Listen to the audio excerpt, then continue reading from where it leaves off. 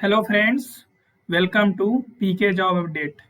साथियों, जैसा कि हमने आपको कुछ देर पहले एक शॉर्ट वीडियो बनाकर बताया था कि बीपीएससी ने विशेष विद्यालय अध्यापक के कुल 7,279 पद के लिए जो है ना नोटिफिकेशन जारी कर दिया गया है। तो उसी के रिगार्डिंग बीपीएससी ने इसका फुल एडवर्टाइजमेंट, फुल नोटिफिकेशन जो है वो जारी कर दिया है। तो इस पूरे नोटिफिकेशन में उन्होंने हर एक बात की चर्चा की है। एलिजिबिलिटी क्राइटेरिया के बारे में, एजुकेशनल क्वालिफिकेशंस के बारे में, एज लिमिट, एप्लीकेशंस फी और सिलेक्शंस प्रोसेस, और प्राइमरी टीचर जो है उसका नंबर ऑफ पोस्ट कितना रहेगा, और कक्षा 6 से लेकर के कक्षा 8 तक का जो है नंबर ऑफ पोस्ट कितना रखा गया है, वो सारी चर्चा इस नोटिफिकेशन में जो है बताया गया है। तो इस वीडियो में हर एक बात की चर्चा हम करेंगे, तो आप वीडियो को ध्यान से देखिए। चैनल पे पहली बार विजिट कर रहे हैं तो चैनल को सब्सक्राइब करके बेल बटन दबा दें, जिससे आने वाली हर एक नोटिफिकेशन आपको सही समय पे मिल सके। तो चलिए साथियों, वीडियो को स्टार्ट करते हैं और समझते हैं सारे इंपॉर्टेंट पॉइंट्स को। तो यहाँ पर आप देख सकते हैं, ये इसका एडवर्टाइजमेंट नंबर था 42/2025, और कुल जो है इसमें 7,279 पदों के लिए जो है ये नोटिफिकेशन जारी कर दिया गया है।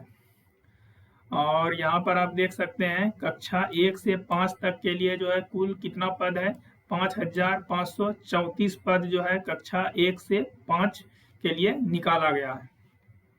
अब इसमें देख लीजिए, यहाँ पे सीरियल नंबर दिया हुआ है और यहाँ पे स्ट्रीम दिया हुआ है कि कौन सा विषय है, और यह देख सकते हैं आप कैटेगरी वाइज बाइफरकेशन यहाँ पे दिया गया है।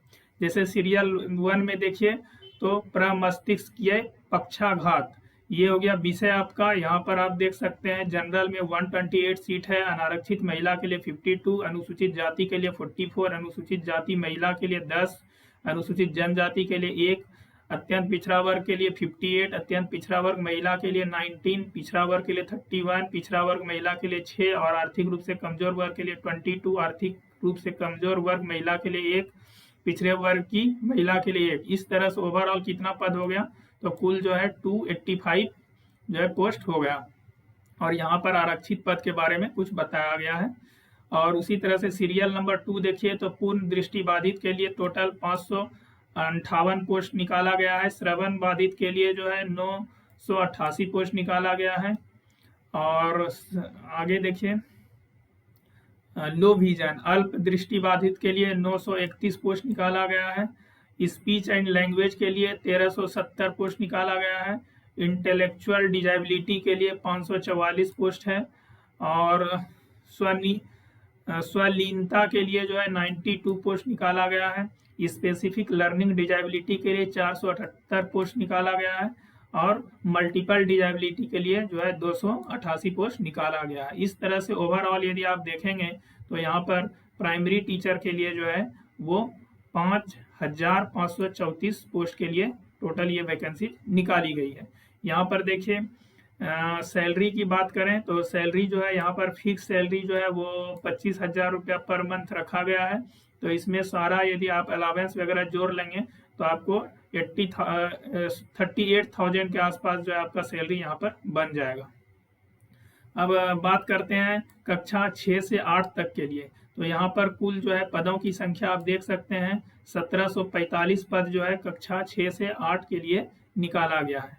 तो यहाँ पर भी देख सकते हैं सेम रखा गया है विषय, और ये कैटेगरी वाइज बाइफरकेशन यहाँ पर आप देख सकते हैं, इसमें 83 सीट निकाला गया है। उसी तरह से पूर्ण दृष्टि बाधित के लिए 211, और हियरिंग इम्पेयरमेंट के लिए जो है 317, लो विजन के लिए 347, स्पीच एंड लैंग्वेज के लिए जो है 340, इंटेलेक्चुअल डिजेबिलिटी के लिए 201 सीट निकाला गया है। इसी तरह से सारा आप देख लेंगे। स्वलीनता के लिए, विशेष अधिगम दिव्यांगता, बहुदिव्यांगता के लिए जो है 97 सीट निकाला गया। इस तरह से ओवरऑल कितना सीट हो गया यहाँ पर देख सकते हैं आप, 1745 सीट। ये जो है कक्षा 6 से 8 के लिए जो है टोटल 1745 सीट निकाला गया। यहाँ पे बात करें फिक्स सैलरी की, तो फिक्स सैलरी जो 28,000 पर मंथ रखा गया है।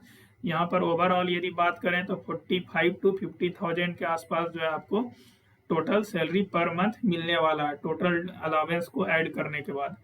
चलिए आगे देखते हैं और क्या इंपॉर्टेंट पॉइंट्स है। अच्छा, यहाँ पर ये देख लीजिए साथियों कि इनमें से जो है ना, ये देखिए ये PIL जो है पिटीशन जो है वो दायर किया गया था। तो इसके रिगार्डिंग जो है ये तो नंबर है पिटीशन नंबर। तो यहाँ पर आप देख सकते हैं कि कुल जो है 7,279 में से 816 पदों हेतु परीक्षा परिणाम प्रकाशित नहीं किया जाएगा। ठीक है, 816 पदों का कोटिवार विवरण शिक्षा विभाग द्वारा परीक्षा पर प्रकाशन से पूर्व जो है उपलब्ध कराया जाएगा। ठीक है, आगे देखिए, विशेष विद्यालय अध्यापक के लिए अर्हता विभागीय अधिसूचना संख्या इतना दिनांक 19/5/2023 के रूप में जो है ना, ये इस डेट के हिसाब से जो है मान्य होगा। ठीक है, अब क्या क्या कंडीशंस दिया गया है। तो पहले तो भारत के नागरिक होने चाहिए, मीन्स भारत के नागरिक मतलब पूरे इंडिया में से कोई भी जो है ना अप्लाई कर सकता है इसके लिए। बाकी जो है और भी जो कंडीशन है वो यदि आप फुलफिल कर रहे हैं तो कोई भी कैंडिडेट जो है यहाँ पर अप्लाई कर सकते हैं। अब यहाँ पे देखिए आपके पास ये तो पहला कंडीशन हो गया। दूसरा कंडीशन क्या है कि विशेष विद्यालय अध्यापक के लिए अर्हता भारतीय पुनर्वास परिषद के अनुरूप मान्य होगा। अभ्यर्थियों को आवेदन करते समय भारतीय पुनर्वास परिषद द्वारा प्रदत्त वैध CRR central rehabilitation register number एवं एतत् संबंधी प्रमाण संलग्न करना अनिवार्य होगा। तो आपके पास CRR नंबर जो है ये वैलिड होना चाहिए। और तीसरा है बिहार विशेष विद्यालय अध्यापक पात्रता परीक्षा, ये जो है आपको पास होना चाहिए, स्टेट पास होना चाहिए 2023 वाला। कक्षा 1 से 5 के लिए पेपर 1 में आप क्वालिफाई होने चाहिए। और यदि कक्षा 6 से 8 के लिए आप फॉर्म को फिल कर रहे हैं तो आपको जो है BS स्टेट पेपर 2 जो है वो क्वालिफाई होना चाहिए। आगे देखिए यहाँ पर बताया गया 1 से 5 तक के लिए जो है आवश्यक शैक्षणिक एवं प्रशैक्षणिक योग्यता क्या रखा गया है। न्यूनतम जो है 50% अंकों के साथ उच्चतर माध्यमिक अथवा इसके समकक्ष। ठीक है, तो कम से कम आपका जो है 50% मार्क्स होना चाहिए। और इसके बाद दूसरा क्या है कि भारतीय पुनर्वास परिषद से मान्यता प्राप्त संस्थान से विशेष शिक्षा में DLED के साथ भारतीय पुनर्वास परिषद का वैध CRR नंबर, जो कि अभी जस्ट ऊपर हमने बताया।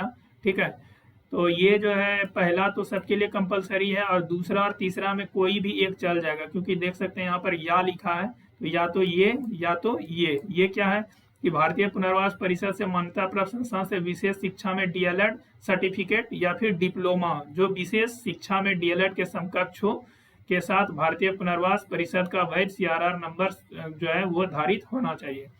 और अंतर दिव्यांगता क्षेत्र में 6 माह का जो है आपका अध्यापन का प्रशिक्षण होना चाहिए, मीन्स आपको पढ़ाने का जो है 6 महीने का अनुभव होना चाहिए। तो ये को और खो ये दोनों कंडीशंस यदि आप फुलफिल कर रहे हैं तो आप जो है फॉर्म को फिल कर सकते हैं। अब बात करते हैं कि कक्षा 6 से 8 के लिए क्या रखा गया है क्वालिफिकेशंस। तो आपका जो है 50% मार्क्स होना चाहिए किसी भी मान्यता प्राप्त विश्वविद्यालय से स्नातक की उपाधि में। ठीक है, जो भी आपने ग्रेजुएशन किया है जिस भी स्ट्रीम से, तो उसमें आपका 50% मार्क्स होना चाहिए। बाकी ये सब जो है सेम रखा गया है, 6 मास का जो है आपके पास पढ़ाने का एक्सपीरियंस होना चाहिए। ठीक है, बाकी ये दोनों भी सेम रखा गया। यहाँ पर जो है ना BEd के साथ भारतीय पुनर्वास परिषद का वैध CRR नंबर आधारित हो। ठीक है, या फिर BEd के साथ भारतीय पुनर्वास परिषद से मान्यता प्राप्त संस्थान से सर्टिफिकेट या फिर डिप्लोमा। ठीक है, ये दोनों में से कोई एक भी है तो चल जाएगा। ठीक है, बाकी ये कंपलसरी है और ये खो भी कंपलसरी है और ये दोनों में से कोई एक है तो आप फॉर्म को फिल कर सकते हैं। मतलब टोटल यदि देखा जाए तो 3 कंडीशन आपको यहाँ पर जो है 3 क्राइटेरिया को जो है कंप्लीट करना पड़ेगा।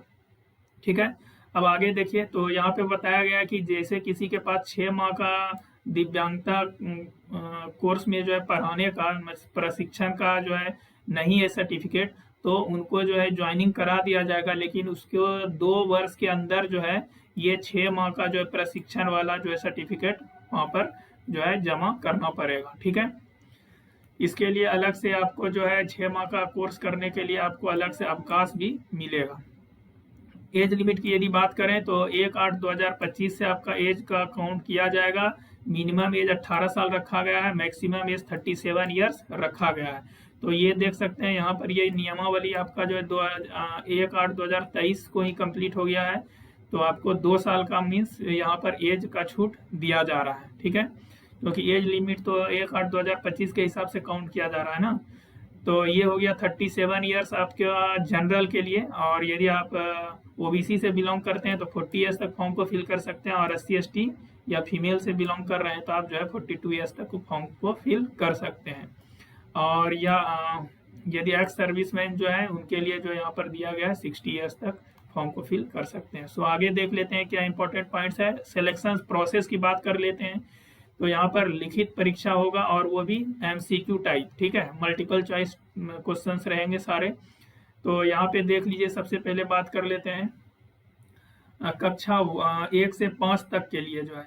तो यहाँ पर प्रश्नों की संख्या 150 प्रश्न पूछे जाएंगे आपसे, और भाषा अर्हता एवं सामान्य अध्ययन। तो भाग 1 में जो है 30 क्वेश्चंस रहेगा, और भाग 2 में आपका 120 क्वेश्चंस रहेगा। कुल जो है 2.5 घंटे का आपको समय दिया जाएगा, और कुल अंक जो है 150 अंक का एग्जाम लिया जाएगा। यह पत्र 2 भाग में होंगे, तो भाग 1 और भाग 2, ठीक है। तो भाग 1 में जो है क्या रहेगा, अंग्रेजी एवं हिंदी, उर्दू, बांग्ला भाषा का आपका पास व्यवहारिक ज्ञान होना चाहिए, और ये सिर्फ क्वालिफाइंग मार्क्स है। क्वालिफाइंग मार्क्स कितना है, तो 30% यदि आप मार्क्स ले आते हैं तो क्वालिफाई कर जाएंगे, ठीक है। तो भाग 1 का जो है फाइनल मेरिट लिस्ट में मार्क्स नहीं जोड़ा जाएगा। भाग 2 की बात करते हैं तो समान अध्ययन के लिए प्राथमिक गणित, मानसिक क्षमता परीक्षण, समान जागरूकता, समान विज्ञान, समान सामाजिक विज्ञान, भारतीय राष्ट्रीय आंदोलन, भूगोल और पर्यावरण शामिल है, ठीक है। तो ये भाग 2 का ये सारा सिलेबस है, और ये जो है इसका जो पाठ्यक्रम है वो SCERT या NCERT से संबंधित होंगे। समान अध्ययन पत्र के पाठ्यक्रम SCERT से संबंधित होंगे। अब बात करते हैं कि कक्षा 6 से 8 के लिए। तो कक्षा 6 से 8 के लिए देखिए लिखित परीक्षा का सिलेबस क्या रखा गया है। टोटल यहाँ पर भी 150 क्वेश्चन, इसमें 3 भाग में, टोटल 3 पार्ट में जो है क्वेश्चन पूछा जाएगा। इधर भी वही रखा गया, भाषा अर्हता, समान अध्ययन एवं विषय। तो भाग 1 में 30 क्वेश्चन पूछा जाएगा, भाग 2 में 40 क्वेश्चन, और भाग 3 में जो है ना 80 क्वेश्चन। 2.5 घंटे का समय दिया जाएगा, 150 अंक का एग्जाम होगा, और यहाँ पर टोटल 3 भाग हो गया। तो भाग 1 में जो है आपके पास अंग्रेजी, हिंदी, उर्दू वही है, सेम रखा गया है। 30% जो है क्वालिफाइंग मार्क्स लाना होगा। फाइनल मेरिट में भाग 1 का मार्क्स नहीं जोड़ा जाएगा। भाग 2 की बात करें तो समान अध्ययन के लिए प्राथमिक गणित, सामान्य जागरूकता, सामान्य विज्ञान, भारतीय राष्ट्रीय आंदोलन एवं भूगोल शामिल है। भाग 3 में देखिए तो मध्य विद्यालय के अध्यापकों के लिए एक विशेष पत्र है। उम्मीदवारों द्वारा इन पत्रों में से किसी एक पत्र का चुनाव किया जाना है, ठीक है। गणित एवं विज्ञान, सामाजिक विज्ञान, हिंदी, उर्दू, संस्कृत तथा अंग्रेजी। तो भाग 3 में से किसी भी एक सब्जेक्ट को जो है आपको ये चूज करना है, चुनना है। यहाँ पे नोट देखिए क्या लिखा है, वर्ग 6 से 8 के लिए सामाजिक विज्ञान के चयन करने वाले अभ्यर्थी को सेक्शन 1 में इतिहास या भूगोल विषय में से किसी एक विषय का चयन करना होगा, ठीक है। यदि आप सामाजिक विज्ञान के चयन करने वाले अभ्यर्थियों को सेक्शन 1 में इतिहास या भूगोल, ठीक है, या तो आप इतिहास को चूज करेंगे या फिर भूगोल को चूज करेंगे। यदि आप सेक्शन 1 में इतिहास का चयन करते हैं तो सेक्शन 2 में जो है इन सभी में से किसी एक विषय का चयन करना पड़ेगा, जैसे भूगोल हो गया, अर्थशास्त्र हो गया, राजनीतिक शास्त्र हो गया, इन सभी में से किसी एक विषय का चयन करेंगे। लेकिन यदि कोई कैंडिडेट जो है सेक्शन 1 में भूगोल विषय का चयन करता है तो फिर जो है उनको सेक्शन 2 में जो है इन सभी में से किसी एक विषय का चयन करना होगा, जैसे अर्थशास्त्र, राजनीति शास्त्र विषय में से किसी एक विषय का चयन करेंगे। सो आप समझ गए होंगे ये सारी बात। भाषा अर्हता जैसे हमने ऊपर भी बताया ये क्वालिफाइंग नेचर का है। सभी क्वेश्चन जो है MCQ टाइप के होंगे, कोई भी निगेटिव मार्किंग नहीं रखा गया है। मेधा सूची की बात करें तो कक्षा 1 से 5 के लिए जो है लिखित परीक्षा के कुल प्राप्त अंक, जो कि भाग 2 में आपने टोटल जो है मार्क्स स्कोर किया है, उसी के बेसिस पर जो है ना फाइनल मेरिट लिस्ट बनाई जाएगी। कक्षा 6 से 8 के लिए देखिए यहाँ पर कुल प्राप्त अंक जो भाग 2 और भाग 3 में आपने मार्क्स जो भी स्कोर किया है, तो भाग 2 और भाग 3 में जो भी स्कोर किया आपने मार्क्स, उन दोनों मार्क्स को ऐड करके फाइनल मेरिट लिस्ट बनाई जाएगी। सो आगे देखिए, इसमें कोई भी इंटरव्यू नहीं रखा गया है। अन्य निर्देश की बात करें तो यहाँ पर जो है आरक्षण के बारे में नीचे बताया गया है। और ये देखिए नीचे आरक्षण के बारे में बताया गया, आरक्षण का लाभ उन्हीं को मिलेगा जो बिहार के अस्थायी निवासी हो, और यदि आप SC/ST कैटेगरी से बिलोंग करते हैं तो जाति प्रमाण पत्र और जो है अस्थायी प्रमाण पत्र, ठीक है, रेसिडेंशियल सर्टिफिकेट आप फॉर्म फिलिंग के प्रोसेस में लगाएंगे। और यदि आप OBC से बिलोंग करते हैं तो NCL सर्टिफिकेट और रेसिडेंशियल सर्टिफिकेट लगाना है, ठीक है। आगे देखते हैं और क्या इंपॉर्टेंट पॉइंट्स है। बात करते हैं एप्लीकेशन फ़ी की, तो एप्लीकेशन फ़ी जो है देख लीजिए यहाँ पर कितना रखा गया है। सामान्य वर्ग के लिए जो है 750 रुपया, अनुसूचित जाति अनुसूचित जनजाति के लिए 200 रुपया, और यदि आप फीमेल हैं और बिहार के निवासी हैं तो 200 रुपया। PH कैटेगरी के लिए भी 200 रुपया रखा गया है। बाकी अदर स्टेट अन्य उम्मीदवार के लिए जो है ना 750 रुपया रखा गया एप्लीकेशन फ़ी।